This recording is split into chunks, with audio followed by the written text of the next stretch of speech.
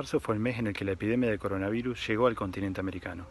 A partir de ese momento, los diferentes gobiernos comenzaron a desarrollar estrategias de políticas públicas para hacer frente a la enfermedad y proteger de alguna manera a sus poblaciones. Sorprende que en este contexto estemos hablando de la posibilidad de una intervención militar en América del Sur. Sin embargo, hay elementos hacia el fin de marzo que se dieron como para analizar seriamente esta posibilidad como una posibilidad real. Sucede que en la última semana de marzo se dieron en forma simultánea prácticamente una serie de hechos que merecen ser destacados y analizados en este sentido. En primer lugar,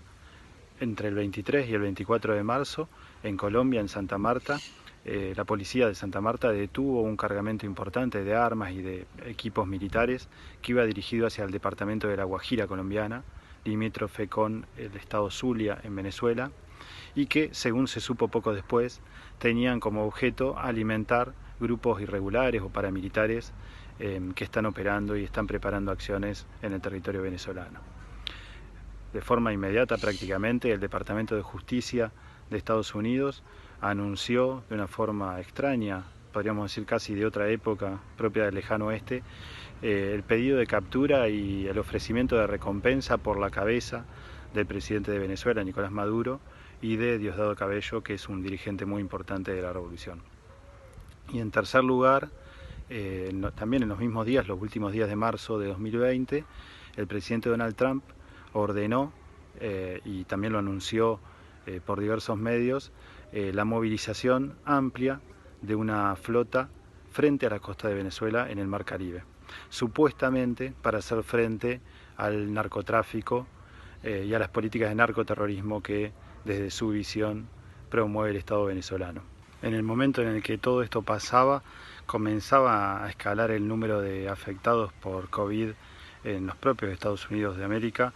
y ante eso surge un poco la pregunta de si realmente se trata de un intento de intervención militar, con todo lo que eso supone, ¿no? Sería la primera vez que hay una intervención militar directa de Estados Unidos en América del Sur,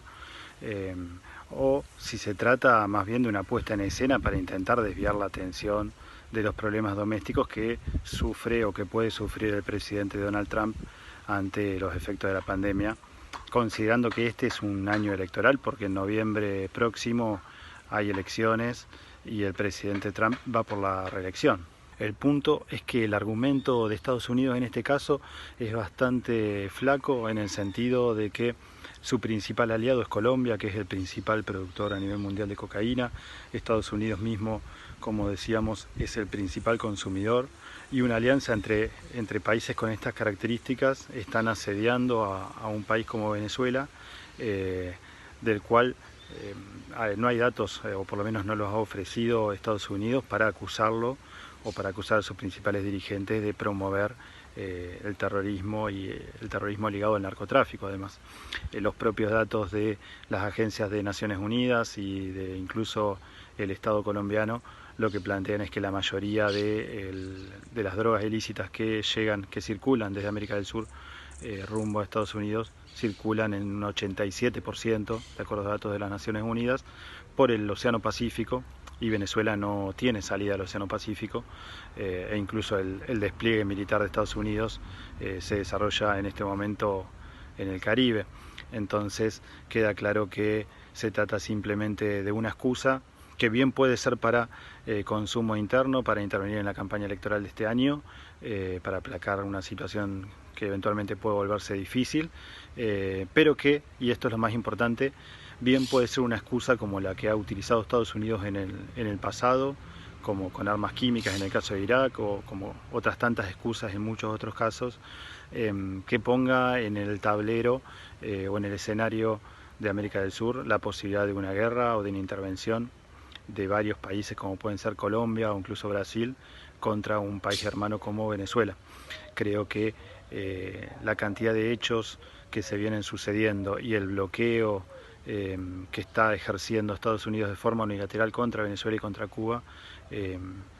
obligan a darle algún grado de entidad a estos movimientos, porque toda la historia de la relación de Estados Unidos con el resto del continente así lo indica.